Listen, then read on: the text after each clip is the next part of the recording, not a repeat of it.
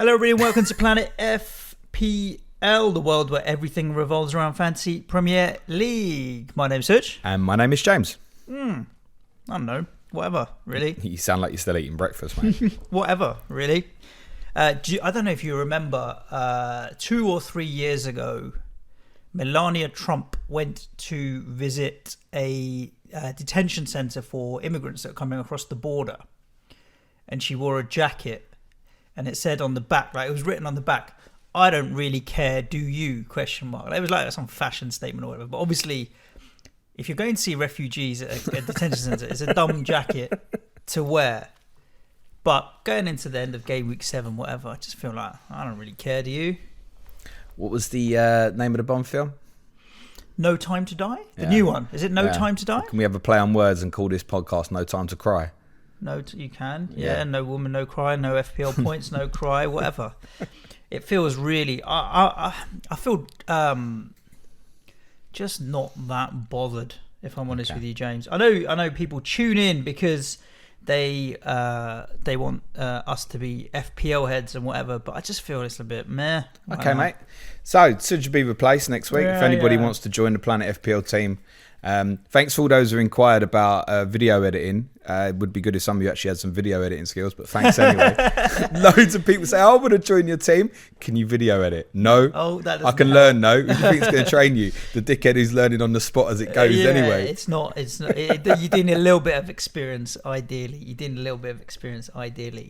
But yeah, Come on, now's your game week. Stop fucking whinging. Standard. Same as everyone, though. This is the thing, right? In the last... I feel overall with FPL content and what have you. So like, there are lots of good content out there. So everyone's getting good information. And I think so many teams now are the same. Like I'm looking in all my mini leagues and even ones where I've got... we're not... None of us are playing for money, sorry. We're playing for... the Queen's pride. You are allowed to play for money, Suj, but you're in your own world, in your own space. I thought the rules were you're not allowed to play for money. But I don't suppose they're going to grass you up. I'm more worried about hackers than FPL kicking you out at the moment, to be honest. You look at the score. Okay, so one mini league, the top 3 in that mini league, top player scored 41 points. I scored 41 points. The guy below scored 41 points. You know, everyone's just within a hula hoop of the same score, and everyone's got very similar teams, so there's not a lot of differentiation happening and stuff. So it's like the hula hoop's got a hole in it. Are you suggesting there's loads of holes in your team? I meant one of those hula hoops that people do the hula with. Oh, right. That's also got a hole in the middle of it as well. Just a big one. But we're all sitting within the same circle of whatever. No, that's not true because you beat me by 1 point this week. A whole point. A whole point, right? What's your overall rank, James? Just out of interest. Should I check it myself here? 250k. Yeah, and you're... Approx. And I'm 825k. Like I've had 3 red arrows in a row, but I think there's about 20 points between us, something like that, which goes to like a 20-point difference is a 600,000 place spread. I don't think it's... I could be proven wrong. There's actually no scientific or data-driven basis to my comment, but I don't feel like it's ever been this tight before. Well, that's because a lot of people have been scoring quite similarly, right? You're just kind of saying it for this week. And it shouldn't come as a surprise to us that the last couple of weeks have been shit after the first 5 game weeks being pretty high scoring, right? Captains were returning all over the place at the start. All the popular picks were doing quite well. Now, we've had a week where nearly nobody's returned. I mean, to be honest, the reason... What's the average this week overall? 38. Well, the reason the average this week is 38 rather than like 25 is because of Mo Salah. Basically, a lot of dead teams might have him captain without a doubt. Yeah, of course, absolutely. That's 20 points there without a doubt. Yeah, I agree with you, and so many people own him, right? So, yeah, and I don't even know if it's a little bit of football fatigue. God, can you cheer up a bit? It's international break. Yeah, exactly. I'm looking forward to no football. I don't know if it is a bit of football fatigue. It felt like obviously losing to Brentford yesterday wasn't Here we ideal. go. But it felt okay. The second we'd lost our last home game to Manchester United. I heard the refereeing performance was dodge. You can have a whinge. It's not even that. But it doesn't feel like since we've lost to Man United, we've won 3 games on the bounce. We beat United in the cup. We beat Leeds. We beat Vienna, who came down. So you won 1 game. And then we lost again. So we won 3 games on the bounce, right? But it just feels like that's our 5th game in 15 days. And it's just like, what? Then we've got international break. Then we've got 3 home games in 7 days. We play Genk, then we play you, then we play City again. And I'm just kind of like, you know what? This is too much football for me. I don't need this much football in my life. For some people, this is joy and heaven. And yeah, they want to go to... We record 10 podcasts a week. Is this a problem? No, it's just the volume is now meh. There isn't like the joy in it that there was when it was a little bit more scarce, let's say. Oh, well, I had the best weekend I've had for fucking ages. Yeah, tell me about it. You and every other Spurs fan want to tell me about it, because my DMs with Spurs fans sliding in with well, it's my WhatsApp. It's not like Twitter randoms are sliding in. My mates who are Spurs fans suddenly want to remind me about the fact that you're above us in the league. I'm like, well, you enjoy it while you can. Yeah, Twitter random sliding into DMs to dig you out about your team's a little bit weird. So I was getting invited to a gym. That's a little bit weird. Yeah, that was more live streaming stuff. I was like, do you know what? Enjoy it. The irony being that we've now lost 2 games all season, United and Brentford yesterday. Drawn 2 games, Palace and whoever else. 0-0. Do you want to scrap Tottenham this week, or you just want to do it now? now? I'm quite looking forward to it, because I don't think we won't get a chance to really talk about the game in the same detail as we will, like the West Ham, Brentford, or even Spurs Villa. But it just we've not been in any game all season.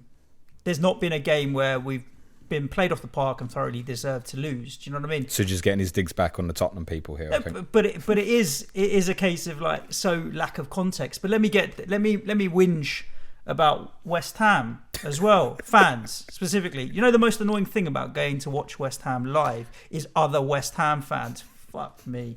And this is a whinge for Tottenham. But honestly, there was a fella 2 seats back who's never been at the game. I would have heard his voice before, trust me. I wanted to spend the entire game moaning about the fact that Soufal was playing badly and the club was stupid to give the guy a new contract after only 1 year, and he should have played well for 3 years before giving him a new contract. He's useless. I'm like, mate, you haven't been here for 18 months. All right, the guy's had a bad game. Like, just people are allowed to have a bad game. Let's disregard 18 months of solid performances.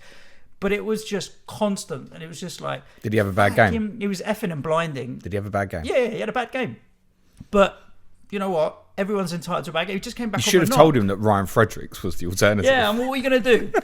It's like, okay, half time, Sufi's not had a good game. Maybe we need to sub him for who? You know, but it's that lack of joy, basically. And I just think it's a bit of fatigue, to be honest with you, more than anything else, with the amount of football that we've had. And I've basically watched every West Ham. All right, well, we'll talk about fatigue a bit more on Wednesday's podcast, shall we? On Patreon. Yeah, no. I want to whinge about West Ham fans because they're annoying. All right, we'll do that as well. I'll add that to the description of the week. All fans at all clubs are. You think it's any different at Spurs? No, it's not.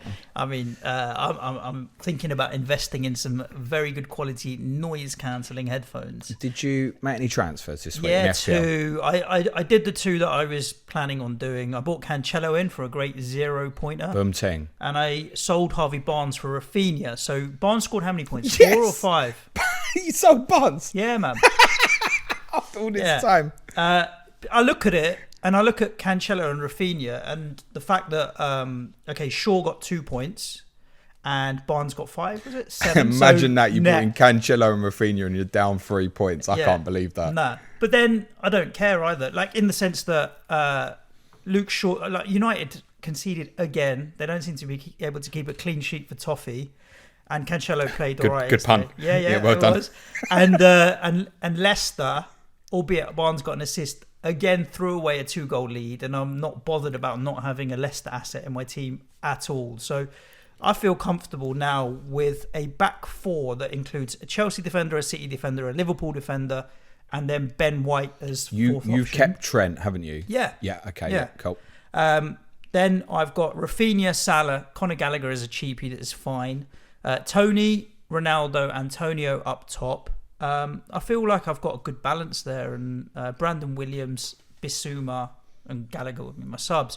And I've got no money in the bank, cut up 0.2. to move on Jota this week and think about a replacement for Jota. Wouldn't be doing that. Because Roberto Firmino's in a Brazil squad and it looks like he's going to... are they going to red zone? It looks like he'd be available to play, but if he plays the final game, it's 1:30 in the morning on the Friday morning. Oh, forget about it. Liverpool play at Watford 35 hours later. Mm-hmm. So I might just leave it because I've got enough cover on the bench.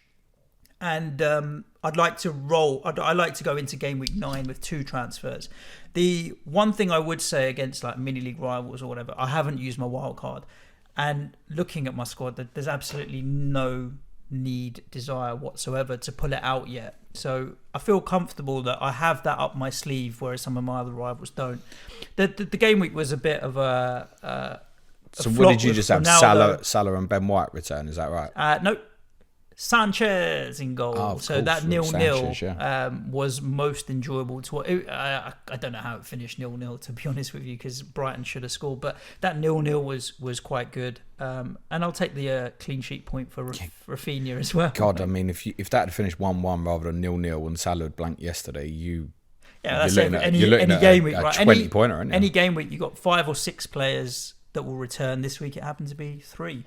And a captaincy blank. And look, Ronaldo's just been rested. So going into the next game week, you'd think that he's going to start. And United have just now there shouldn't be an issue. Come off the back of drawing against Everton. They drew their previous game as well, didn't they? It's more the point, do you want to keep him based on lost, didn't they, Villa? The fixture swing now for Manchester United is obviously awful, which, I mean, Leicester away is probably at the moment, as it stands, particularly with Ndidi injured, not as bad as it would have looked pre-season, for example, and you probably expect them to go there and win at the moment the way Leicester are playing. But longer term, how often are you sticking the captaincy on him is what I keep screaming about with Ronaldo. You've got Lukaku with perhaps not the best fixture now as well, with Brentford away, but then it's Norwich at home the week after. That's going to be more difficult to resist the week after, isn't it, when Lukaku's got Norwich at home and Ronaldo's got Liverpool at home.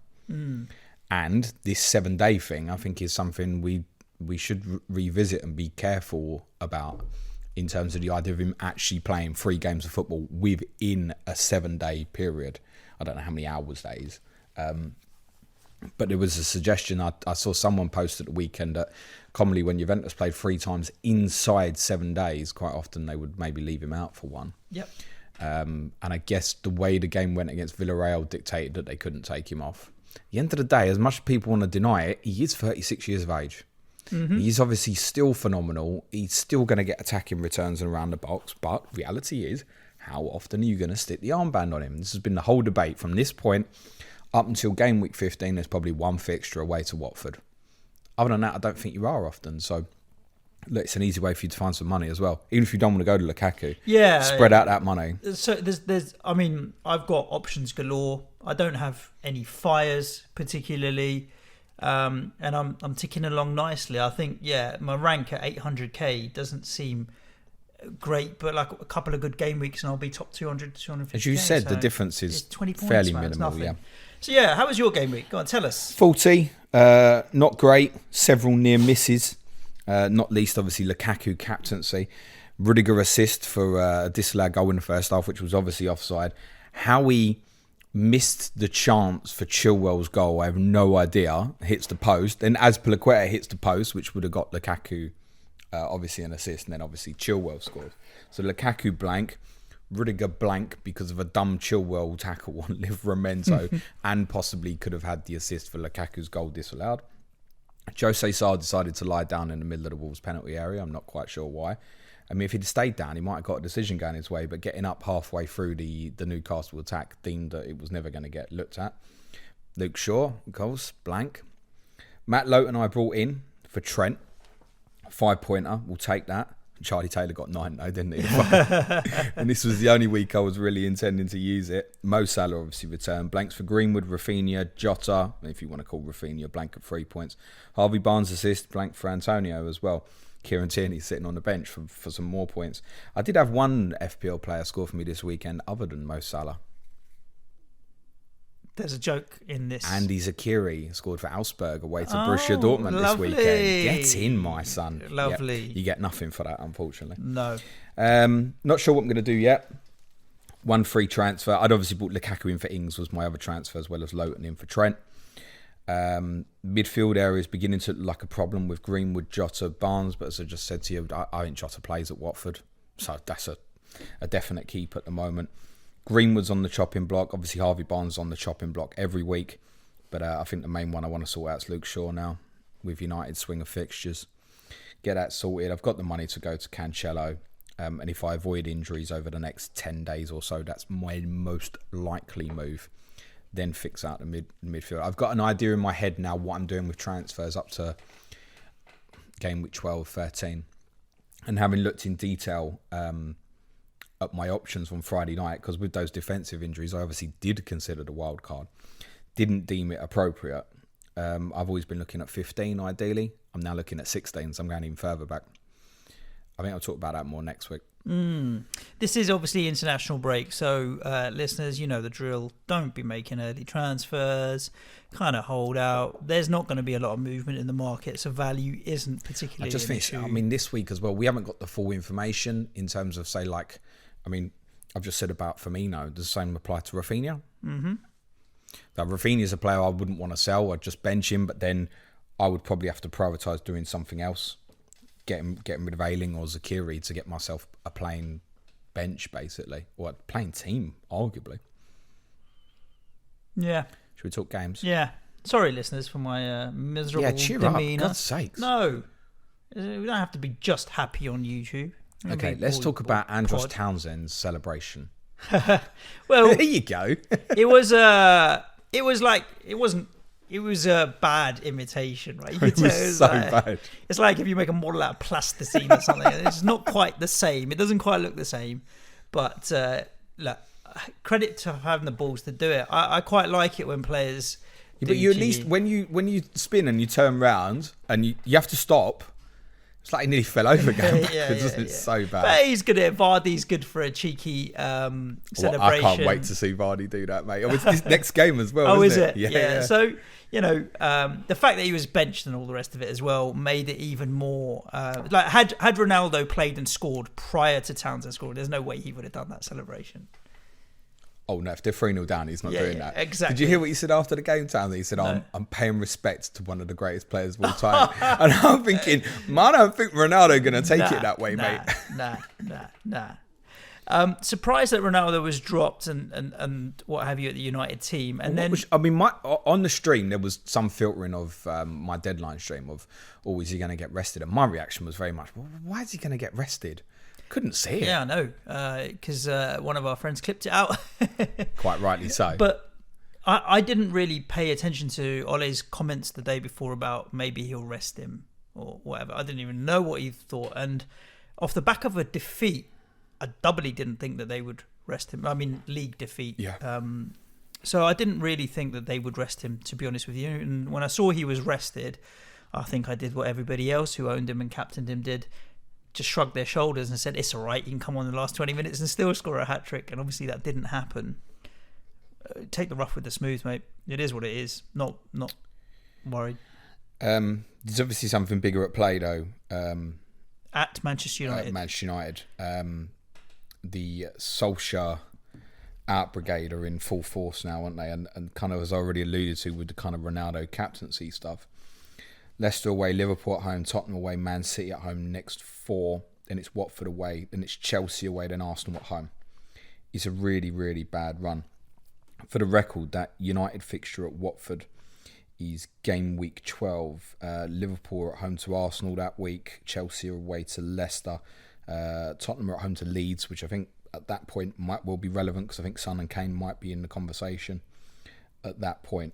But that week, Ronaldo probably would look best away to Watford, game week 12. But otherwise, that's it between now and game week 15.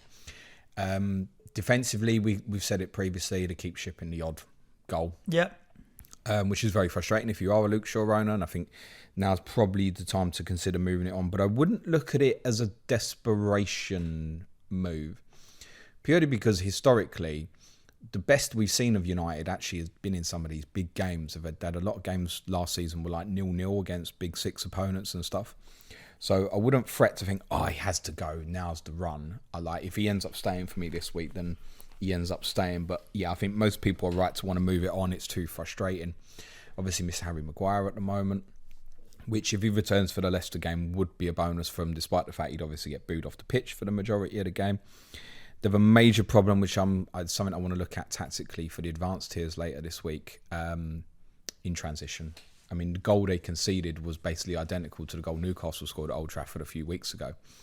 So they've got a major issue in terms of turnover and people running at them and breaking on the counter-attack, which means teams are going to be more open to going, do you know what? We're going to sit off you, let you do your thing. We're going to make sure Ronaldo's not going to have space inside the penalty box, and we know we can break on you fast and give you problems. And that's how a lot of teams are going to play against them. Even Leicester in 2 weeks. You think about the pace of like Barnes, if Iheanacho's in the team now, Vardy on the break, and Lookman, if he plays as well. I mean, that's 4 quick forwards, isn't it? Yeah. So they'll look to do the same to Manchester United, I should imagine, on the break. And Leicester obviously had really low possession numbers at Crystal Palace yesterday, part influenced by the fact, and Diddy, as I already said, is going to be a really big miss for them. United are now in, from an FPL perspective, they are in no-buy zone. I think that's fairly obvious, actually. But you can have them in sell zone. Mason Greenwood, I thought played all right, but the returns have dried up a bit since Ronaldo arrived. Mm-hmm. It's worth saying. So I think it's another one you can move on. He might well be the player I end up moving on this week. I don't want their assets now, and I don't want to think about them until the end of this period. Yeah. And Everton, look, they're doing well. They're fifth now, I think, in the table. Rafa Benitez is someone I'm not a big fan of, but it has to be said he's doing an incredible job. And actually, Everton are all right to watch at the moment. Again, this kind of breakaway play with... Everton should have won the game, really. Damari Gray was excellent. Doucouré was really good as well. He's having a brilliant season so far, Abdullah Doucouré. Townsend's got the goal again.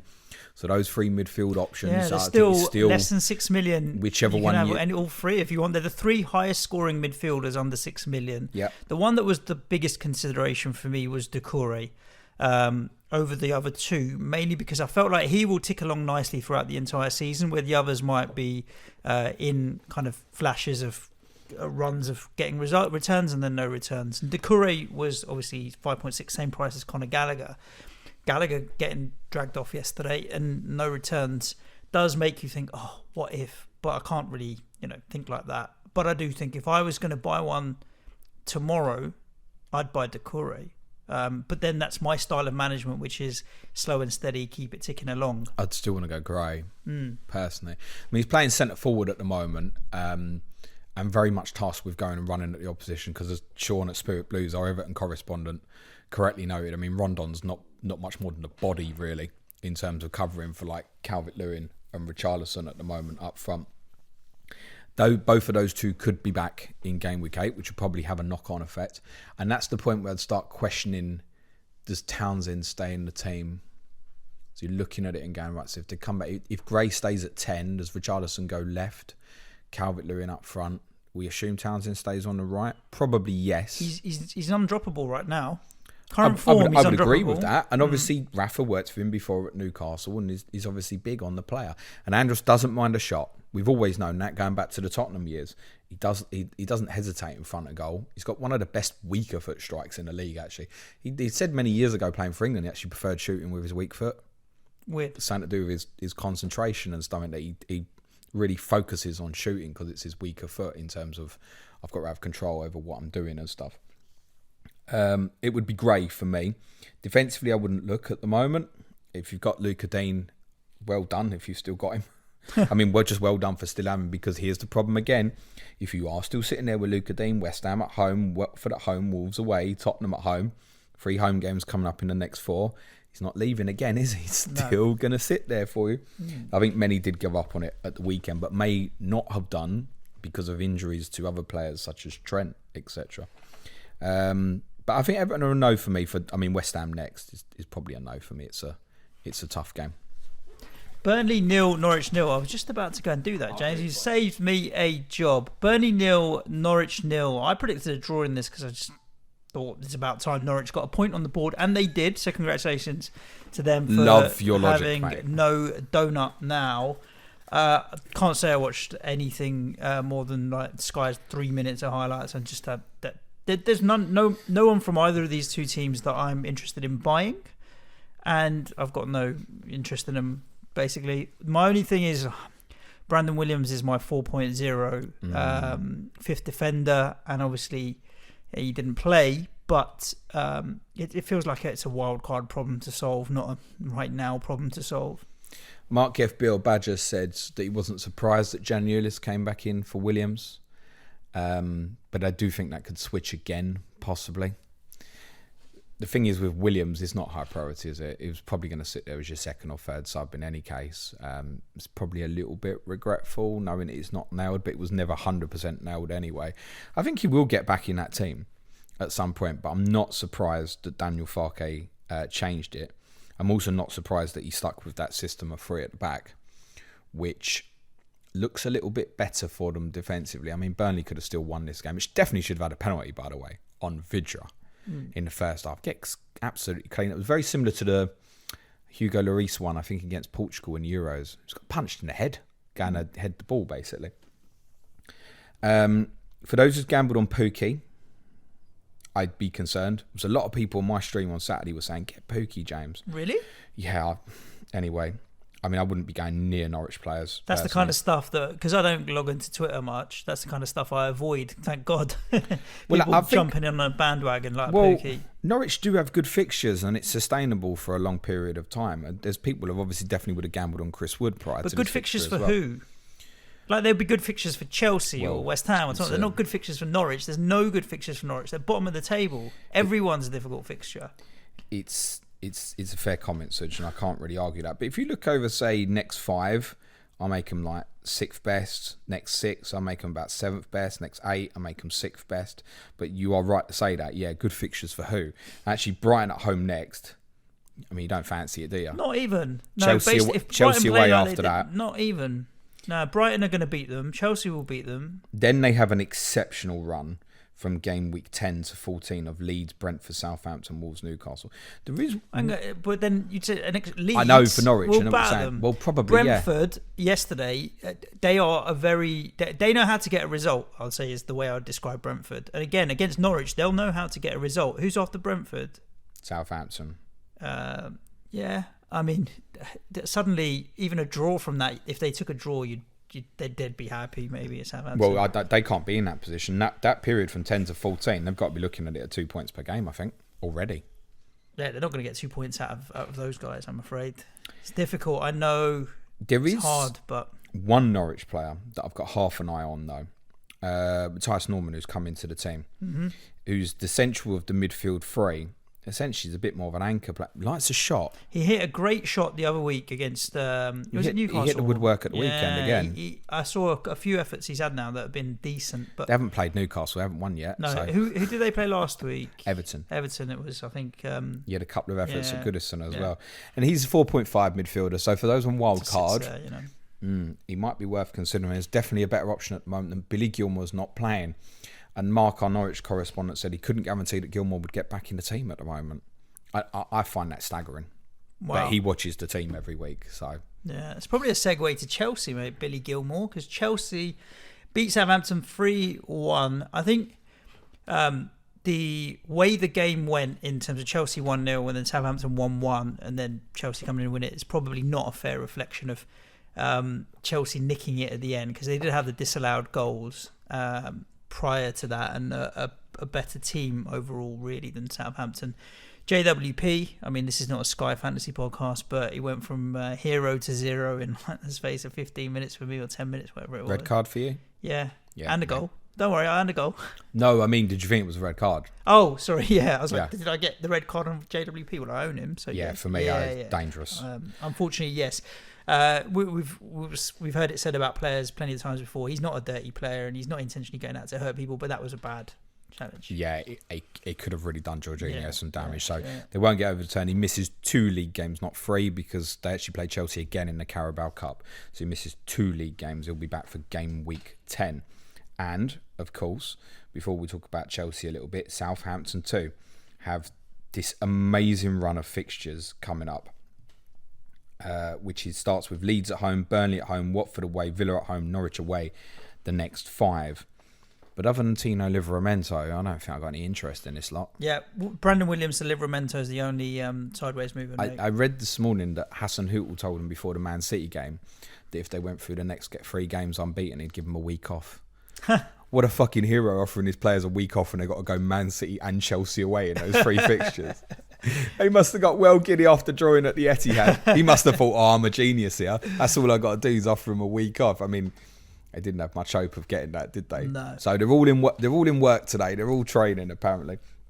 It's 1 goal in the last 4 for Southampton, which was Ward-Prowse's penalty at weekend. And I think a lot of people have earmarked, obviously, Adam Armstrong for this period. At the moment, I'm afraid to say it doesn't really interest me. I feel like they're a bit better defensively, Southampton. I think they've shown that over the last month or so than what we might have anticipated, but I think something's given at the other end to kind of Che Adams make up for hasn't been bit. starting, has he? I don't really... In and out the team. Yeah. And it might be that Armstrong's in and out the team as well. Yeah, I think a bit of consistency might help him a little bit. But yeah, I get what you're saying with Southampton in terms of Livramento. Again, for me, yeah, he's the only one that I would consider. I mean, Chelsea. the people have had him off the bench for City away, 5-pointer, and then the 4-pointer against Chelsea at the weekend. I mean, it's hero status already, isn't it, in terms of FPL terms?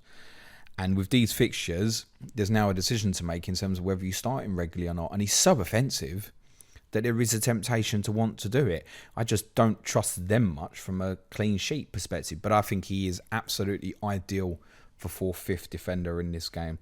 Otherwise, I've got no real interest in Southampton Saints at the moment, I'm afraid to say. But we're all buying Trevor Shalabar, right? Because his points per minute must be the best in the league. So phenomenal. What's he on? About 20 points from 2 games or something? 32 points. Yeah. From he's played 90 minutes. He got Nice. a 1 minute sub appearance. Let's disregard that 1 point. So 31 points from 3 games. Also 10.67 per match. It's ridiculous. It's not bad, is it? Yeah. 14 in the first game, 6 clean sheet in the next, and then 11 yesterday. One important note for those before, thinking ahead in terms of will my Chelsea player play at Brentford in game week 8. Thomas Tuchel said that Thiago Silva definitely will not play at Brentford. Again, the Brazil problem. Brazil thing, right? Correct. So the only note, I mean, that means if Rudiger's fit, he definitely plays. Think of Tony aerially and stuff. It means Christensen definitely plays. I don't think it definitely means that Azpilicueta plays centre back. It might mean that he plays wing back. Again, thinking of the aerial threat. I mean, you would have seen him a lot yesterday. They don't mind going direct, do they, Brentford? No, and they've got runners that will pick up flick-ons and what have you as well. So yeah. It might even be that Shalabar plays again at Brentford. We are not recommending him as an FPL for buy me, because like, he's obviously not first choice. I suppose there's... Yeah, I wouldn't... It's a bit of a cheap comment to say Chelsea are the new City, but there's rotation galore there. And if I was to buy a second defender, I would have bought Azpilicueta. Yes, same. Because I feel he's the most stable. And you've there. got Rudiger as the first, I'm guessing. Yeah. I would have bought Azpilicueta, I think. And that's probably what I'd still do right now, even though knowing that he might not play that game. But I'd still think Azpilicueta Well, I think he's almost certain. secure. I think he's almost certain to play defender at Brentford then, isn't he? And I just wonder, when I'm thinking of, say, like Shaw to Cancelo, there's nothing to guarantee me Cancelo's going to play against Burnley in game week 8. But he does. I think with Silva out, it would be shocking if Azpilicueta didn't play at Brentford. Just think about it from a leadership perspective as well, in terms of organising them defensively. So I think Azpi really, really should play at Brentford. It might even be the way I go. This is why I was very conscious about going for a Mount or Havertz, and I was surprised that neither started the game at the weekend. You blocks you the double defensive if you've got obviously Lukaku as well. Mm-hmm. Timo Werner, our old mate, highest XG of the weekend. What a guy. You know how many goals he's had disallowed? And I'm pleased that he scored. Since he's been at Chelsea? Yeah. 5, 6. 16. 16! 16. He's had more disallowed goals than most clubs have got strikers have scored goals, mate. Fucking hell. He's got more disallowed goals than Norwich are going to score all year. That is a staggering total, isn't it? 16. And let just remind you that Timo Werner joined Chelsea just over a year ago, not 2 years ago or 3 years 1 ago. year. He's had 16 goals disallowed. Wow. Because but of imagine VAR. if even half of them had gone in, offside. our attitude towards Timo Werner would be so different. Possibly, but in my opinion, it's still not first choice. And actually, Tuchel again, yes, they've reacted upon obviously the Ward-Prowse red card, but he made a very subtle change to kind of go 3-4-1-2 during the game to get Werner closer to Lukaku, which in the end has had the ultimate result. Lukaku owners won't thank him for it, because if Werner probably doesn't score the second goal, Lukaku probably does score it, although he could have hit the post. What would you say, Suj, at the moment to Marcus Alonso owners? Hold, but not for long. The thing with Marcus Alonso is that a lot of people made a bit of money on him. I would have said that he's had quite a few price rises so far. So if you can bank a little bit of money that you've made, and is then he 6 mil on, now, Marcus Alonso? I'm not sure what he's gone up to, but generally, it's either 5.9 or 6. I think he's he might gone be up 6. a fair amount. If you've made a couple of pips on him and you can bank it and move on, then I think it might be time to, because obviously Chilwell did come in and now he's got a goal. We've been wondering for ages what's wrong or where is Chilwell. Well, he's there now, so that's the thing. There is no doubt in my mind that Ben Chilwell is a better footballer than Marcus Alonso. No, there's no doubt in my mind. Right. And I think Alonso... What about peak Chilwell versus peak Alonso? Let's take our FPL hats off here for a moment. Yeah. Marcus Alonso, in my opinion, is not a good defender. All right, but from an attacking point of view, he's incredible. Great. You could take your FPL hat off on Trent and say maybe he's not the best defender, but from an attacking point of view, he's different gravy. Ben Chilwell, I think, I will tell you, I think he was in the top 5 for XG over the weekend. In fact, Ben Chilwell, only 2 players had a higher XG than Ben Chilwell this weekend. Timo Werner was 1. Do you want to guess the other one quickly, Suj? Higher XG? Than Ben Chilwell in game week 7. Timo Werner and one other player. Don't know. It's Harry Kane. He's coming. He's coming, kids, by the way. Yeah, just not in a Spurs shirt.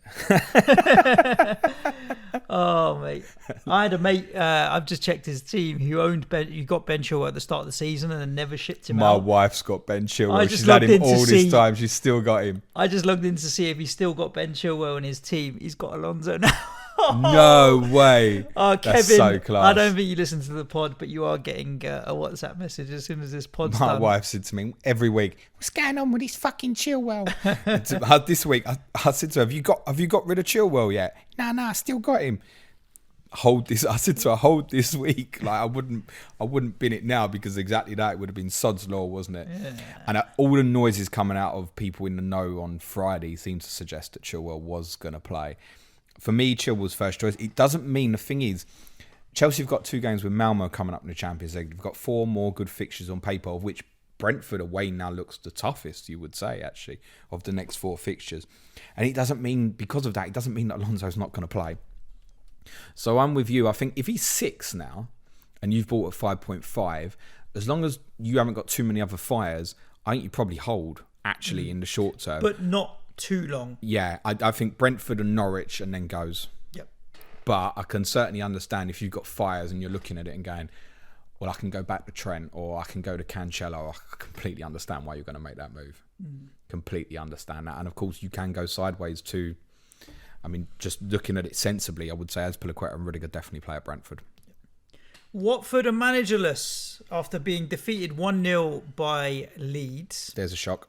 Where was my Rafinha points? To be fair, he did get man of the match in Sky. So yeah, I haven't seen a lot of this game, but I heard that was very dubious. In fairness, actually, it was just that was take it and run. It was this wasn't the Leeds thriller that we often see. So I'm not too disappointed that I missed this one. As soon as I saw Llorente had scored, I'm like, okay, tell us the assist. No assist. I don't think Rafinha had an effort on goal at the weekend. No, so he didn't have which is very unusual for him. Watford, we're not going to talk about too much, Suj, because Claudio Ranieri will be in charge soon. It looks that way. Tinker away. If we don't talk about them tomorrow, we'll kind of drag in our thoughts on them next week, because they're in the people's poll vote, Suj. Nice. To vote on, were they right to sack him? That's one of the options. I'll talk about the other 2 before we do some cues at the end. Ismaila Sarr. So it's no concerns from the weekend, but my concern, as I'd said last week, was I think with Norwich away and Newcastle at home, it's gone. You're chasing it afterwards. And we talk about United's fixtures. I mean, if it is Claudio Ranieri who comes in the door, and it looks like that's what it's going to be, on my fixture ticker, I make them 4th worst over the next 3, 4th worst over the next 4, worst for the next 5, 3rd worst for the next 6, worst for the next 8. Their next 8 fixtures, Watford: are Liverpool, Everton, Southampton, Arsenal, Manchester United, Leicester, Chelsea, Manchester City. How grim is that? And then I might look at them again when I wildcard in game week 16 because that's what's afterwards. And it may well be that I'll be looking at Ismaila Sarr at that period. And it doesn't mean you have to sell. Of course, you do not have to sell Ismaila Sarr. And it's worth saying the last time we hosted Liverpool, which is their next game, we obviously did them over with 2 goals, right? But I think it's one that you'll be looking at the fixtures going, I don't know what I want to do here. You should have no interest in any other Watford players right now because of that set of run of fixtures. And it's worth noting that a new manager may have a very, very different opinion on the goalkeeper situation. So I would not be surprised if Daniel Bachmann comes back into the team rather than Ben Foster. I think if you're on wildcard, you still go Foster. I think you go Foster as the 4 million and go with another first choice keeper, obviously. I'd still go with him, but I wouldn't be surprised if Bachmann comes back into the team. Yeah, I tinkered with the wild card. Just I like to sometimes just have a look, like how many changes would I make if I could? And I'd probably go Sanchez to Ramsdale now, but I would keep Foster as my second keeper. It's probably the right play because if he does stay in goal, he's worth having as the 4.0 backup, definitely. Otherwise, no interest in him. Leeds. Sticking with Rafinha, I don't see any reason to want to not have him around. They've got great fixtures, but as I said, there is a strong possibility that he's not going to play in game week 8. We've been through a number of Brazilian players already, and it might be that it's influenced in some way in terms of, I don't know if they'll cut some sort of a deal possibly where if they don't intend to play him in the last qualifier against Uruguay, could they say, look, can you let him come home early or something? We haven't got that sort of information to understand it. Can you just reiterate again for the listeners, this is not about COVID because they've done a deal on COVID where players don't have to test. This is timing. They play late. So if people are worried, he's going to isolate. It's got nothing to do with isolating and training and none of that. It's just timing. A deal is, I don't think formally announced, but a deal in principle is agreed with the government that anybody who's double vaxxed can come back and train and play straight away as long as they immediately go back to the club bubble. Right. If there's one player who could pull off the idea of perhaps being a substitute for Brazil against Uruguay and playing the next day, it's Rafinha. But I think it's going to be a nervous wait to kind of find out where I assume he's in the squad. I haven't actually checked, but he was called up last time, wasn't he? I assume he's going to want to go and play. He hasn't played for Brazil yet. Surely he's going to want to go. But the surprise name returning to the Leeds team this weekend, which is a huge boost to them, is the return of Diego Llorente, which we didn't have any information about. He obviously scored the goal. He makes them so much stronger defensively. And as someone who's got Luke Ayling at the moment, that makes me less desperate to want to get rid of him with some of these fixtures that Leeds have got coming up. So, obvious one for me, if I need to fix something on the bench this week, Ayling's a Livramento, great, I've got extra cover now. But if Ayling's going to be back, I don't actually want to move that on now. I think Ayling becomes exactly what I always thought he would be. 12th or 13th man, perfect. That will do. They will keep the odd clean sheet now Llorente's back. Absolutely certain of that. We now don't buy Rafinha's own until we've got more information. Obviously, there's nothing else would interest me Leeds-wise at the moment. Patrick Bamford's due to start running towards the end of the week. Could be a super punt from game week 8 onwards, but I think you need to see it first. Yeah. The only asterisk I would add to what James said there is Diego Llorente probably play about 3 or 4 games before he's injured again. So, Interesting as well, Jack Harrison didn't get on the pitch. I know a couple of people did gamble on him at the weekend, and I feel your pain a little bit if you did, because I could have been still sitting there with him on my bench, ironically, if I hadn't got that kind of leaked news before the Newcastle Friday night game. Daniel James, from what I've heard, didn't play well. There's no doubt in my mind that Harrison is a better player than James. Yeah, he wasn't great against us the previous game either. No, it was anonymous is the word I watched the game at Newcastle and he wasn't great there either. Yeah, I would say anonymous is the word I would use with him. Let's talk about Wolves Newcastle then. 2-1. Wolves now have won 3 of their last 4. We shouldn't be surprised. We shouldn't be surprised with the fixtures they've had. They beat Watford. Yeah. They beat Southampton. They beat Newcastle. They should be beating those. But then in amongst that run, they also lost to Brentford. They're not the only team to do that lately. No. Nothing's pulling me towards Wolves to sign anyone. No. for my forward line, I've got a premium spot. I've got Antonio and I've got one other, and Tony's sitting in that one other, and I'm not that. Yeah. Thing is, if I sold Tony to Jimenez, is the one that appeals, I would want to then find a way of getting Mbuemo in as one of my midfield slots. So I've still got that Brentford coverage. That's then 2 transfers I'm trying to think about to cover me off. Just stick with Tony and be done with it. And I'm not that desperate to get Jimenez in, to be honest. I mean, Hwang now 5.5. Is he your replacement for Zakiri? Well, I can go there in one move. I've got about $1 million knocking in the bank, so I could do it in one move. But that wouldn't kind of solve the problem for me in terms of perhaps playing players. I could look at it, if Rafinha's out in game week 8, I could look at it and go, yeah, do you know what? This is going to fix me for 1 week. Then the following week, downgrade one of the other midfielders to a 4.5. That's a cheeky little possible option for me that I wouldn't rule out. But generally speaking, I'm not sure I want the third forward at that value. I mean, how much more is Tony than Hwang? Only 6.3 right 0.8. now. 0.8. I'd rather pay the extra, I think, if it's not necessarily for next week. But I think set and forget. I want to get Tony soon. And if I get Hwang, I think I'll have to lose Antonio. Right. And I'm not convinced I want to do that till he does his hamstring. When he does his hamstring, I'll sell him. Then yes. But even in spite of, I mean, we'll talk about West Ham in a bit. Your fixtures are actually rough. But I don't really care with Antonio. Antonio's not. He's not one you look at the fixtures, and we'll create chances on the counter. So it's fine. I agree with that. It just means he's probably not a captaincy option, Antonio, for the next 8 game weeks or so. But I don't think we were ever looking at him as that particularly, and you don't need to at his value anyway. Hwang is interesting. The reason he's interesting as well is when they beat Watford a few weeks back, there was a lot picked up in terms of the positions that Jimenez were dropping into.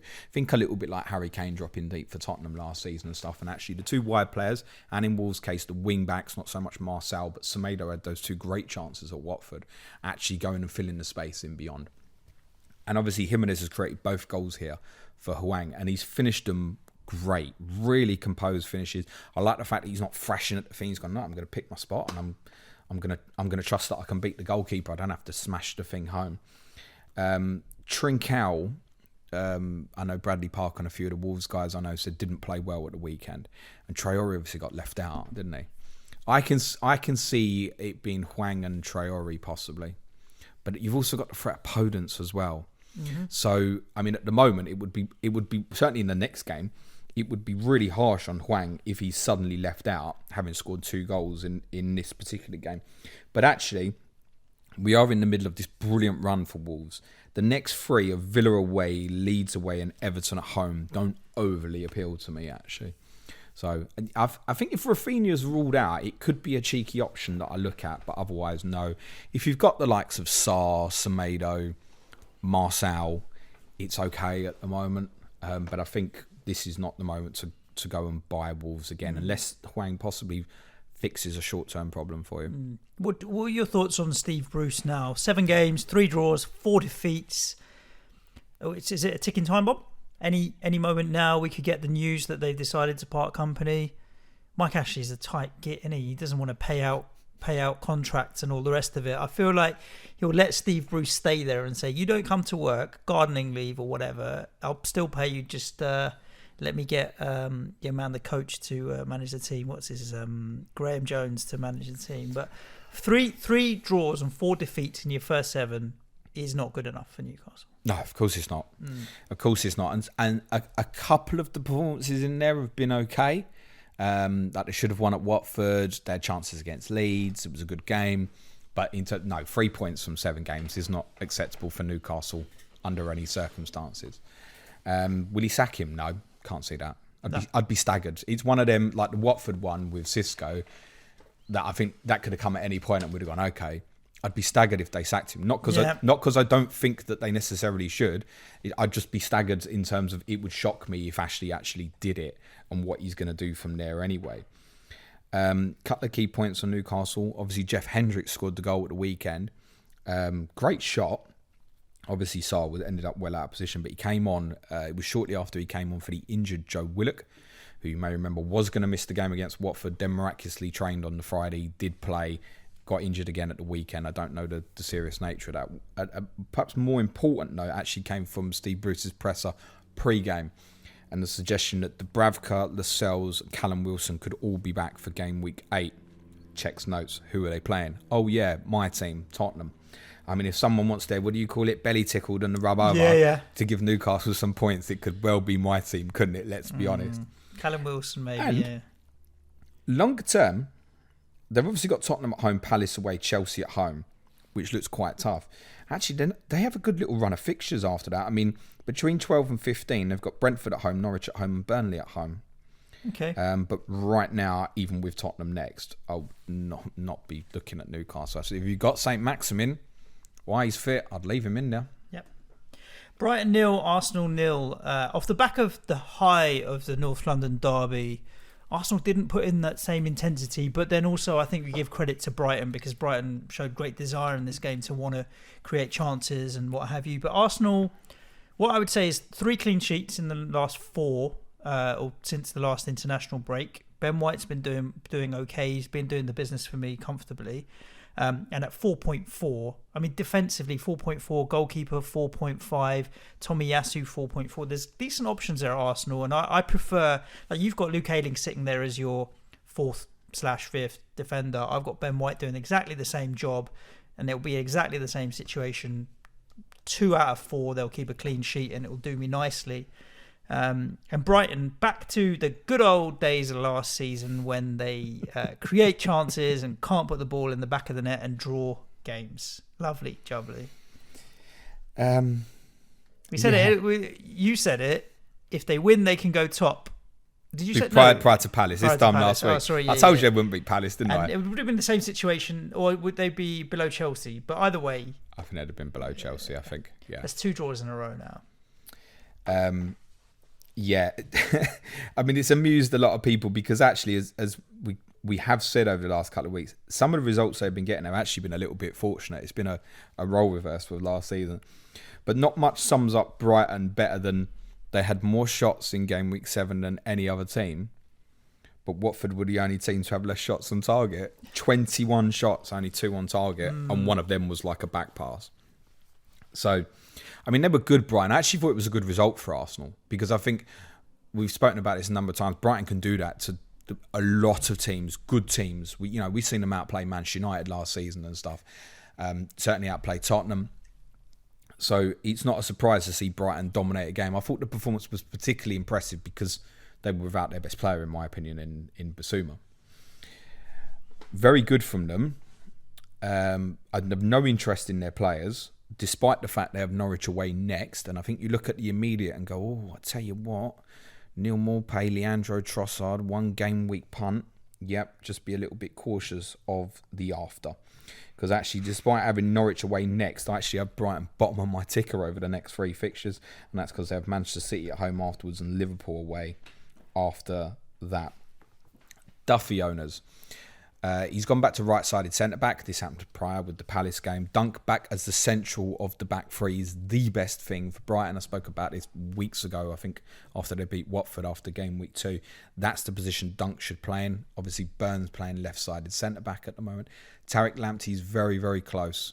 And Adam Webster might be back after the international break as well. So, I think, look, they've just kept a clean sheet. I think at the moment, next game, Norwich away, Duffy stays in the team. I think depending on that result afterwards, it might change. But if you own Duffy, like Norwich away, you've got to play him probably. Yeah. In most scenarios, I mean that's the best budget defender you could have next week that might give you a headache to go, yeah, Duffy away to Norwich. Yeah, I think I want a bit of that. And if you have him, you should probably play him. He's also the sort of player. He's very unlikely to come on as a substitute. Yep. He's only coming on as a substitute if he gets injured. There's a problem. But I think off the back of a clean sheet, he would play again. For Arsenal, defensively, it's better. No doubt about that at the moment. I thought Odegaard had a strange game. Wasn't at his best. And concerning would be Bukayo Saka limping off very late in the game as well. Would be a real concern if he's out for a little bit of a period. Which could, if he is, certainly open up the door for Nicolas Pepe very short term. And Arsenal do have some good fixtures. Arsenal have 4 at home in the next 6. And those are Palace, Villa, Watford and Newcastle. They are 4 good home fixtures. They do have Leicester away and Liverpool away in that run as well. But I think as we get towards next week, there might be a bit more interest in Arsenal. Kieran Tierney certainly will be playing for me in the next game week. I ain't fucking leaving him out again. I mean, it's the worst thing for me to do anyway, leave an Arsenal defender on the bench. I know what's coming. Palace 2, Leicester 2. Obviously, Leicester went 2-0 up and then Palace came back and took a draw away from it. No thanks to Conor Gallagher and any points. Are you upset that your 5.5-ish midfielder has not returned? Such? When Palace have scored 2 goals, yes. Like, had they not scored or only scored 1, I'd be less concerned. But he went off the pitch before. Was he on the pitch for either of them? No, that's the thing, right? He was hooked, wasn't he? So that's a concern. Iheanacho now got half an hour in the previous games, played a full game here. He's got a goal and an assist now in his last 2, and suddenly, okay. He's lost $500,000 in value since the start of the season. Everyone's been questioning for a few weeks now, where is he? He's playing. Are we about to see a different Leicester? Because they've got Manchester United next, we've talked about, which is going to be a difficult game regardless. But after that, they've got a decent run all the way through till kind of Christmas, really. I'll repeat what I've been saying most weeks. Something's not right with Leicester. And they got 2-0 up. I didn't watch the game. I was at Spurs and you was at West Ham. So we haven't seen much of this particular game.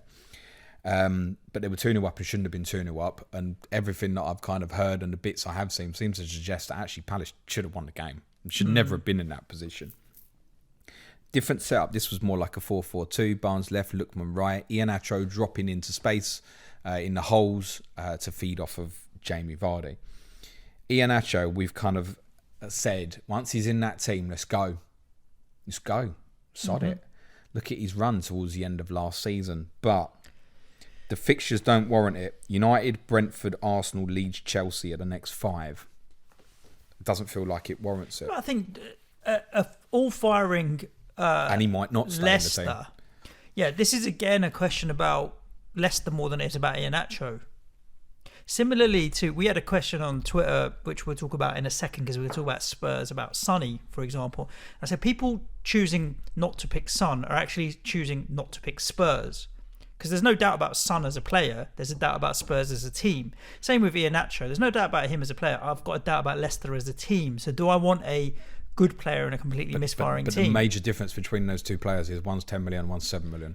No, but just in general, you can make that same choice about players priced all across the spectrum. Sometimes a player's a good player, but the team's not playing well, and that's where Leicester are in right now. And that's where I would have said Spurs were as well, but you'll give me a better view of that in a minute. So yeah, Iheanacho for me is like, I need probably a couple more games of starts to be certain that they're going in that direction. But I do think some of those fixtures coming up, Leicester at their best can beat some of these teams. Jamie Vardy took goals for. Is he now? Yeah. Why are we not talking about him? Same situation.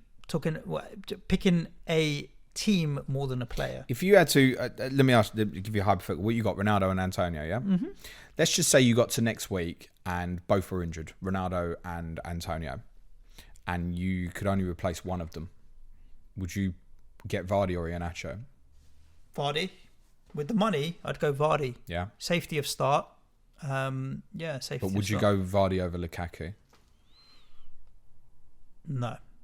In spite of the fact Lukaku's not scored in 3, I want to say now. Yeah, probably not. But Vardy always still does tick along. He's done for years, and every year we'll say his time's up, but he'll tick along. Well, we didn't say it this year, and I very nearly started with him. Started with Harvey Barnes instead. That went well. And the idea was always to hold Vardy for... I'm not complaining because, to be honest, I would have sold Vardy this week for Lukaku anyway, even if I had started with him. I think that would have been part of my strategy plan. Defensively, they're not well at the moment. That's the term I want to use. They're not well defensively. Ciuncio and Vestergaard as a partnership doesn't look like it's working. Keeps chopping and changing between Pereira and Castagne at right back. Both could be a good offensive FPL players, but it's a little bit like Alonso and Chilwell. It's a bit of a guessing game at the moment, and because Leicester are not doing well defensively, and actually it dates back to the final 8 game weeks of last season. They were conceding on average 2 goals per game in the last 8 of last season, and it's kind of carried on into now. Like, it's not right, and to know that they're going to be without Ndidi for at least a month.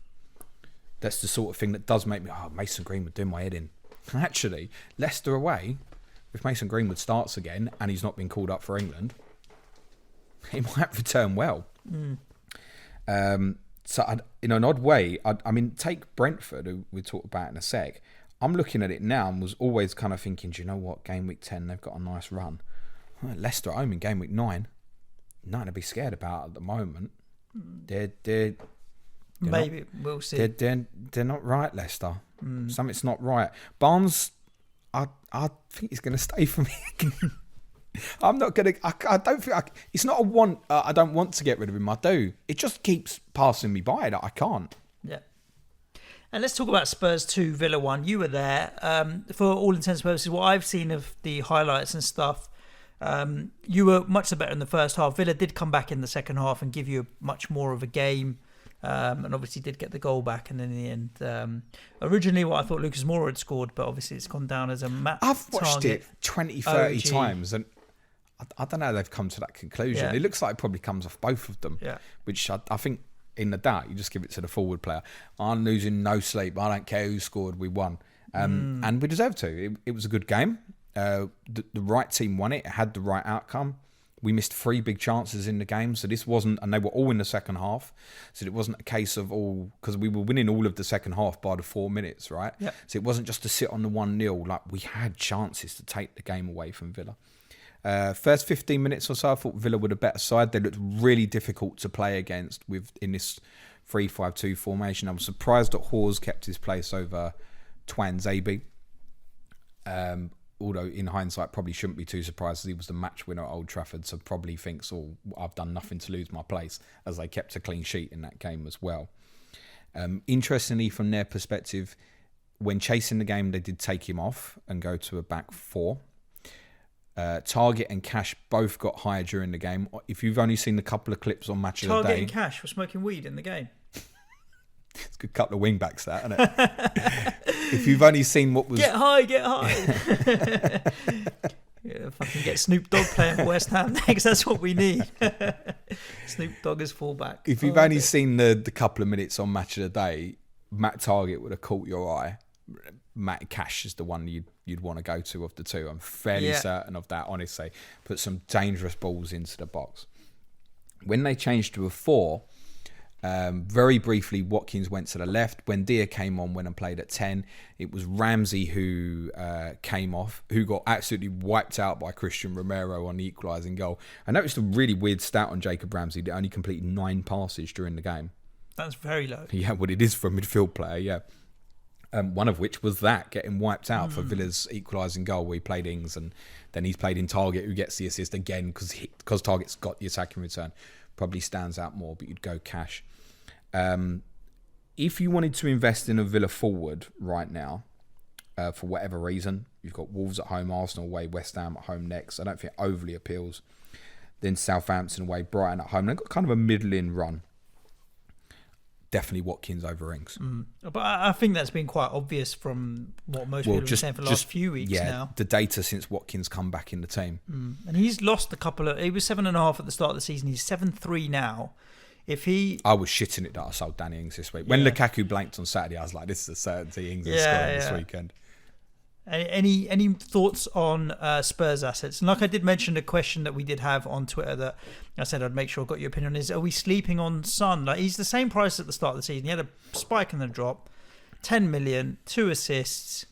Is there anything you see from Spurs attacking-wise that would make you want to spend 10 million on a midfielder?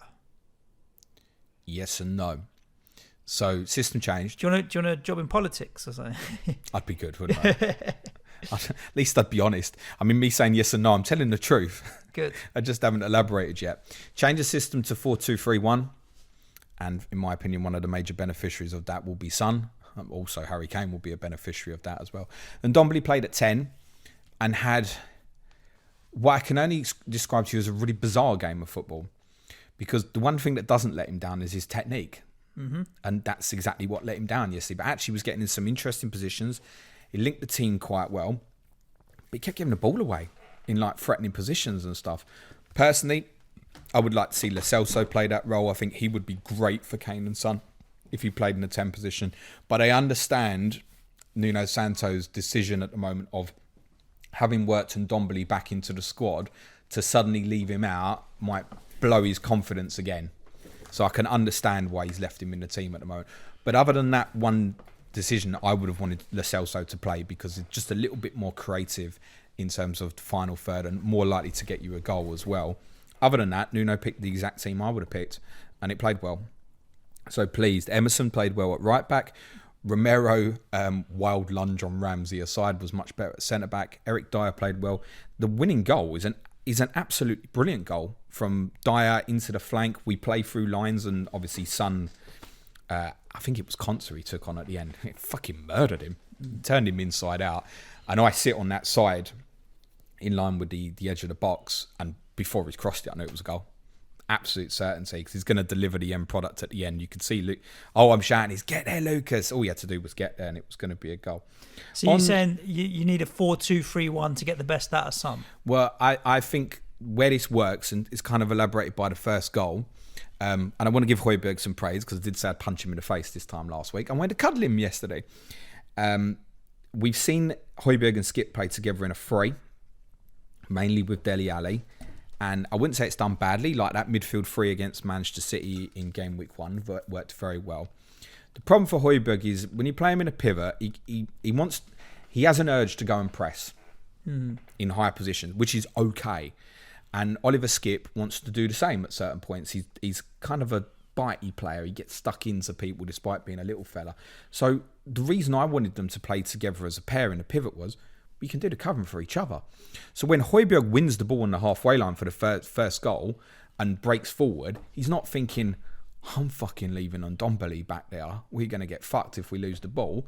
Go and look from behind the goal. Oliver Skip is kind of standing there on the edge of the centre circle as he breaks forward going, I got you, you can go. And that's why I think that partnership in the short term might work well for Tottenham. In terms of Son, for me, when I got him at the start, I didn't get him at the start thinking I'd sell him in game week 4, right? It was Man City at home. I was adamant about it. Get him in, want him, brilliant value. We'll get over 200 points. And if he stays fit, I'm absolutely certain he will. The reason we haven't gone back on is Spurs were disastrous at Crystal Palace without Son. Then it was Chelsea at home. You weren't buying. Then it was Arsenal away. You weren't buying. And plus, we've all had this focus in terms of Ronaldo, Lukaku, Salah. People have been talking about freemium, haven't they? I mean, if you're going that, Ronaldo, Salah, Lukaku, I would say to you, sacrifice one of them now and get Son in your team, if that's the kind of setup you want. And personally, I would say sacrifice Ronaldo. Gives you a little bit more money as well to spread elsewhere. Of course. Yeah. But tough games coming up. Newcastle away looks good. West Ham away does not. Manchester United at home does not. Everton away does not. There is no immediate to want to break your team up to get Heung-min Son in because suddenly he's come back and he's assisted 2 goals against Villa. Reality is when Sonny returns, Sonny can return well. He's kind of in double points quite a lot. How many points has he got, Suj, Sonny? He must be on like nearly 40 points, I think, from just returning in 4 games. I will tell you exactly. He is on 42 points. I mean, it's brilliant. That's from 6 games. It's not bad. That's not bad at all. It's very good. It's 7 points a game, isn't it? Double digits 3 times this season. Which, in certain fixtures, makes him a captainable asset. I would say Heung-min Son at Newcastle is, if you don't want to go with a Chelsea player at Brentford, or if you get indication that Mo Salah's not playing at Watford, for example, then Heung-min Son is a captainable asset at Newcastle. So too is Harry Kane. That goal is absolutely coming. The more he blanks... We know that, because England are playing in the next 2 weeks, couple of games, don't we? So he's obviously going to score for England. Do you think he might score against Andorra at the weekend? Kane only get 5 minutes, he'll still probably score. He scored in like 14 consecutive qualifiers for England or something. No idea, mad. To be honest with you. No, but on a serious, the more Harry Kane blanks for Tottenham, the more certain I've become that the goals will come. And that is statistically a obvious statement. Like you're always getting closer to your next goal. You could also say it's gambler's fallacy. Time moves that way. Or he hasn't scored in ages, he'll definitely score. But I just know Harry Kane. Certain players that you can say, like, who, if they've got a consistent track record of 8 to 10 years of scoring goals, they will score a goal. Where you've got patchy players that don't have a consistent track record, it can drag on for however long it took Berahino to score a goal, 900 days or whatever. Harry Kane has gone, let's include the Watford game. So what's that, 5 games without a goal? Mm-hmm. That's kind of unheard of. No. Well, we shall see. I bet he don't become 6. I'll stick my neck on the line on that. Harry, he scored twice on his last 2 visits to St James's Park as well. My intention right now is to get definitely Son in game week 12 or earlier, and possibly Son and Kane for a brilliant 4-game stretch, which is Leeds at home, Burnley away, Brentford at home, Norwich at home. Wild card 16 when it gets shit again. West Ham 1, Brentford 2. You mentioned a few times on the pod that Brentford is now a difficult game for a few people. You said at the start you heard, I haven't caught up with any kind of commentary or pundits on it, but you said you'd heard that the refereeing performance was bad. Like, what did you actually hear? Just Twitter shit? Just Twitter shit. Just West Ham fans moaning. No, Brentford wasting time. But well, you say that Brentford's shithousery was elite level of shithousery, and you don't blame them. But it also means that if they get relegated, no one gives a fuck, because they're not. I ironically went to the game with our Brentford correspondent at the end of the game because I'd not really watched much Brentford. Oh, cool. Was Tom sitting next to you? Behind me. Did he shout goal when they scored at the end? No, he didn't. Of course he didn't. And I said to him, is this normal for Brentford games in terms of shithousery? He just kind of sheepishly said to me, yeah. He goes, Wolves was exactly the same. And the thing is, though, the ref lost control of the game. Like, he didn't have any control over what was going on, and it gradually got worse. The problem for West Ham was let's say a few things. Firstly, you don't come up against teams that play 2 up top very much now. Sometimes you get 1 up top with wide men. Brentford play with 2 up top, so the shape was a bit weird. And I think Brentford decided that they were going to attack the game from try and catch us cold at the beginning, which was the right strategy. And the way they did it was obviously move the ball quickly and pin their fullbacks quite high. So Rico Henry basically, it was a 3-3-4 was their formation with Henry and Canos as a front line of 4 with high, Tony. yeah? Super high for the first half. And that shape was what caused West Ham problems. And then West Ham were not good in the first half. Like, not able to control the game, not able to string passes together. And they kept having attacks. Like in the first 15 minutes, they could have scored 2 or 3, Brentford. The reality is, over the course of 90 minutes, we definitely deserved the point. Could easily have got 3. And that was playing at 5 or 6 out of 10, to be honest with you. Brentford will beat teams. You know, you talk about your belly tickled. Like you guys, they'll just annoy the shit out of you and be awkward and get points off you. And I can see them doing it to the likes of an Arsenal, for example. I can't see them doing it to the likes of a Burnley, for example, who are a bit more streetwise and probably can manage the game and not let them, these kind of little tactics in the middle of a game get in the way of the football. So it wasn't a free-flowing game. It wasn't a good game. It was just a bit bleh. And it was so frustrating to obviously lose in the final minute, but it is what it is. I think Mbeumo is getting better and better. Tony was decent. I wouldn't really pick any other Brentford players, to be honest with you. Whatever you've got from West Ham, just keep. Ben Rama had a decent game. Antonio was lively, running the channels. It was fine. But yeah, it just ended up being a bit of a nothing burger almost, kind of emotionally as well. We didn't play well, yet we could have still got something out of the game. And yeah. Do you want me to buy you ice cream for lunch? No. I'm just trying to stay off the sugar, mate.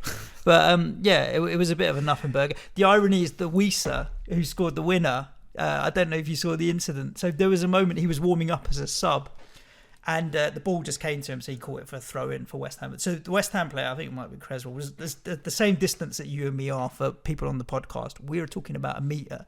So what did he do? Rather than give the ball to Creswell, he just lobbed it over his shoulder into the crowd. Did he get booked?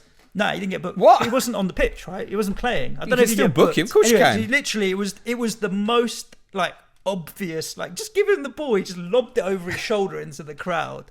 So the whole crowd's basically, you're not playing because you're shit, right? As a sub. for a solid few minutes while he's warming up. And what happens? He scores a 89th minute winner. Unbelievable. But yeah, I think that I don't blame Brentford. You can't blame them for trying to do what they can to functionally win games. It's not pretty and it's not nice. It's not in the spirit of the game. They played some good football in the first half, right? Yeah. They got the ball into their front men as quickly as they could, and they had runners off Tony, and Bueno played well, and Henry and Canos really pushed forward. It was as if like they thought, right, the first 15-20 minutes we've got to go for it, get our lead, and then they would all the dark arts to try and hold on to it. And West Ham just struggled. I'm not looking forward to the Everton game after the international break. I'm not looking for... This is now like, what's the hangover from Thursday, Sunday football? Because we've come off 5 games in 15 days, international break. 3 games in 7 days. What's that impact going to be with the squad depth?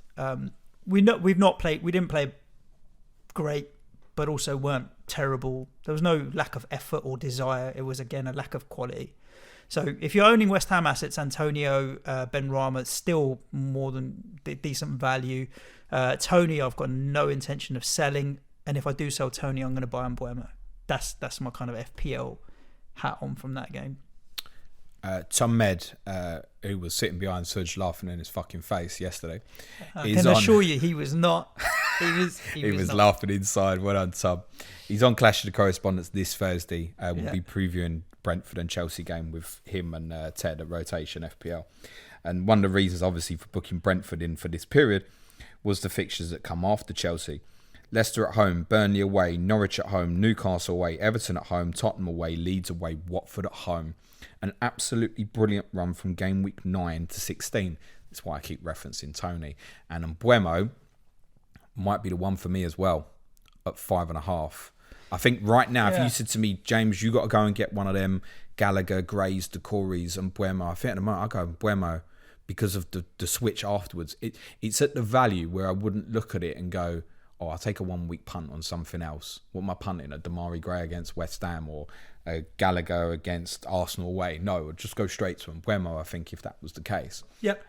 Tony would possibly be a different one where I'd look at it and go, can I punt an Armstrong for a week or Rodrigo away to Southampton or something like that?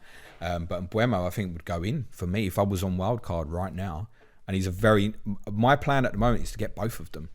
But I'm very keen to speak to Tom about Wissa, who obviously come on and scored, and the return of Jensen in midfield as well, because that's potentially going to have an impact on the way they play. Well, he came on for an injury. Correct. Baptiste, who we talked about in the quiz last week. But he plays a little bit differently. He'll probably nick a few of the set pieces as well. Yep. And I'm keen to get Tom's opinion on what he thinks of that. Yeah.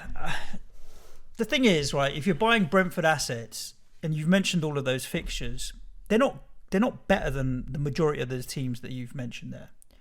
And they could end up easily losing a lot of those games. So I don't know if I'm happy to steam into 2, like you mentioned, Tony and Mbeumo. I don't feel like that for me. That's a step too far, unless you're really planning on rotating Mbeumo. But is it really steaming in when one's 6.3 and one's 5.5? No, so then the question is, are you playing them? Are you playing them both? Intention, well, those fixtures, intention would be yes. Yeah, so that's then like a strategy to power money into some big hitters or something like that, clearly. So it's possibly, ironically, Mbeumo and Tony might be what opens up for Son. Yeah, possibly. In terms of combination moves I can see that. I don't... it's not that I don't hate it if it's a strategy for the premiums, but maybe there might be another solution. But yeah, we shall see. We haven't even talked about the main event yet, mate. Just briefly, West Ham. Yes. We've gone on about United's fixtures a lot in terms of being difficult. I make them above you in the next 8. Yeah, I'm not looking forward to Everton. I've only got Watford below you on my fixture ticker for the next 8. I think Everton away, I don't want to sound like miserable. I don't think we'll win that. I don't think we will beat you. I think that might be a draw. I still think you'll beat us, by the way. I don't. But again, it depends again on... Good us, aren't we? Confident couple. Thursday night and then the Sunday straight after, having played United. It's just one of them. I want to wait and see how it plays out. We'll still give anyone a game, but it's that, That's good. It's that ruthless edge to get over the line. I think on a different day, you equalise earlier and you win the game yesterday. Could easily have. Had we scored the equaliser earlier, I would have been more confident we'd have gone on one. Yeah. And definitely the first 10 minutes after the second half, you could tell that they'd had a kick up the arse. So. But I'm more than happy to let the Thursday, Sunday narrative start beginning to scare West Ham fans. Liverpool and Manchester City.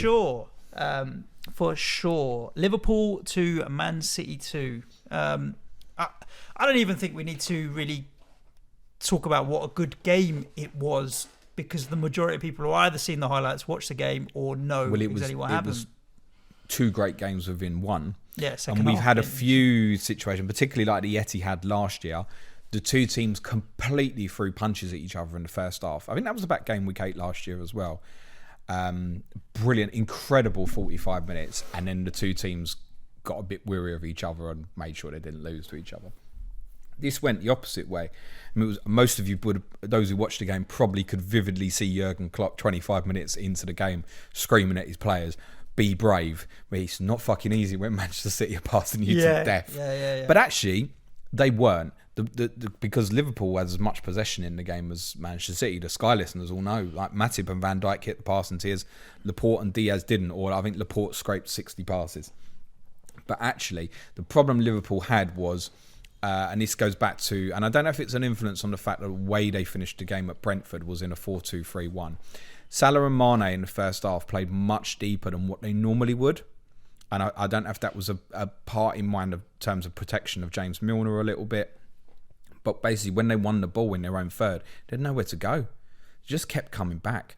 City just kept recycling. They had so much dominance in that first half. Liverpool did extremely well to get to half-time at 0-0. And in the second half, they were braver. And they scored 2 brilliant goals. Sadio Mane's run, I mean, it's brilliant from Salah in the first instance. What Cancelo's doing. I mean, on both goals, Cancelo was so poor defensively yesterday. I'm not Chris. He's a great player, but defensively, he's got murdered there on them 2 goals. Mane's run in front of, I think it was Diaz he run across. It's undefendable. And the pass is perfect, and he finishes it well. And he's obviously been criticised for some of his finishing the last month or so. Mane, brilliant goal. And Salah's goal was one of them moments that you get in a season that just involuntary shit comes out your mouth, even though you don't give a shit what happens in the game of football. And although I own Mo Salah, I knew any returns for him was going to be slightly negative for me, actually. So I didn't really care. But it was one of them, oh my God, what a goal. What a fucking goal. Yep. It's an incredible goal. So let me ask this question, because whilst you're talking about the game, I'm flicking through the Twitter questions just to get prepped, because we're going to squeeze in a couple. Is Mo Salah the best player in the world right now? Target cash. I don't know if... I don't even like these debates, but on current form, I heard he's trying to negotiate his £500,000 a week contract at the moment, isn't he? It's probably 600 grand a week this morning, isn't it? Yeah. I mean... He's in the form of his life. He's playing well, and he's providing assists now to Mane as well. So, more serious point on Salah from an FPL perspective. He is absolutely firing at the moment. Absolutely brilliant. Right now, he looks as good as he's ever looked for Liverpool, in my opinion. I've spoken about it a number of times. I've owned him in the past. Actually, find him quite frustrating. He runs down blind alleys sometimes. He's just so on it at the moment. He looks fit. He's hungry. I think he realised there's some players who joined this league who are threatening his status for the golden boot and stuff, and he's bang on it. There are people who are sitting there now who are like, oh, I've got to fucking captain Salah every week. Listen, 3-4 weeks ago it was I've got to get Salah, Lukaku and Ronaldo. Now it's I've got to captain Salah every week. Listen, the switch will flick again. But I think it's probably influenced the majority of us to think, oh yeah, Watford away now, I want to captain him. But we don't know what Watford are going to look like, do we? No, that's true. So that brings a level of unpredictability. But at the moment, Salah versus Lukaku would have been the debate for this game week. It's Salah at the moment, isn't it? I think. Yeah, no doubt. If we work on the basis as well, Firmino's not going to play. Brentford will break up the game against Chelsea. They'll struggle to get a rhythm and find it a fluidity in that. I don't see Chelsea going off at Brentford. Liverpool at Watford. I could see them clicking and going big. I've got no doubt. There was a question on Twitter: Salah versus Lukaku for captaincy is a question for me. I'm busting it. Lukaku, Salah. be clear Salah, and that's it. I don't think I'll second guess it. I'll be all. doing the same. It is the 12:30 p.m. kickoff, which I know a lot of people don't like. It's the third week in a row I'm captaining a 12:30 on a Saturday. And how's the last couple gone for you? They're perfectly fine. Liar. Cristiano. There are many people who do not like captain to play in a 12:30, and it's something we might be investigating on tomorrow's podcast for you. Do it. Yeah. If it's the right answer, you get it done. I think it will be Salah for me. On Manchester City, cut the key points. Phil Foden, brilliant. Kevin De Bruyne, not at his best, but I think working his way up to fitness. Defensively, they won't get tested in most weeks like they got tested yesterday. So I've been critical on Cancelo on both goals, but that's not a concern. It is worth saying that Zinchenko is probably going to be back fit for game week 8, and it wouldn't come as a major shock to anybody if he plays against Burnley rather than Cancelo. Ferran Torres obviously didn't play. If you're still sitting there with him, it's not the time to sell now. You haven't gone through Chelsea away and Liverpool away going, oh, fuck it, I'm done now. He's got to go. He's not playing. No, now it's Burnley at home. Yeah, they always score 5. Exactly. So even if he comes on as a sub, he might get returns. Yeah. If you've got Ferran Torres and you've held through these games, don't sell. Don't sell. I agree. One more game. Give it one more game. And I would probably make a decision in my mind on what I was going to do before it even happens. So I know there's a few City fans who think, look, with Burnley coming up, Torres has every chance he'll go back in the team, because the one glaring issue with this team, and I'm not sure that actually playing with an out-and-out striker necessarily fixes it for them anyway, but in comparison to their rivals, it is clear that is the one thing that they miss. That player was kind of hugging the penalty area, playing on the edge of defenders' shoulders all game long. But then they dominate you in different ways. If they had a Kane, would they dominate the game in the same way? There's no way of knowing unless you see it happen at some point. But it might be in some of these fixtures coming up that they make a decision to say, yeah, do you know what? We're gonna play someone like Ferran Torres. You got Burnley at home, Brighton away, Palace at home in the next 3. Then United, Everton, West Ham's a little bit of a tougher run again. So I think Torres, you hold. Because I think Brighton away afterwards, you go, yeah, look, I could lose that. They may well decide, yeah, Brighton away, false 9-ish kind of player again. So I think Torres, you hold for Burnley, then move it on. I think Cancelo is a good get this week. If he doesn't play against Burnley, you're unfortunate. But I might just go as Pelaqueto at the moment. Double up on Chelsea. Yeah, I might go that way. I've got no City. And on City, if you are wondering, next week's Clash of Coruscants before game week 8, Johnny Pringle will be joining us with Turfy Topper to see if they predict Man City to beat Burnley 5-0 again. There we go. Rundown of the games. We'll be doing a good hour and a half here, James. I've just been through all the Twitter questions. We've done a very good job of covering off pretty much all of them bar one. And obviously next week when we record our main pod, there will not be any games to review because we will not be talking about England and Dora. So we'll cover a lot more of your questions. Yes, indeed. Do you want to tell everybody what they've got to look forward to in this international break when they've got no Premier League to worry about?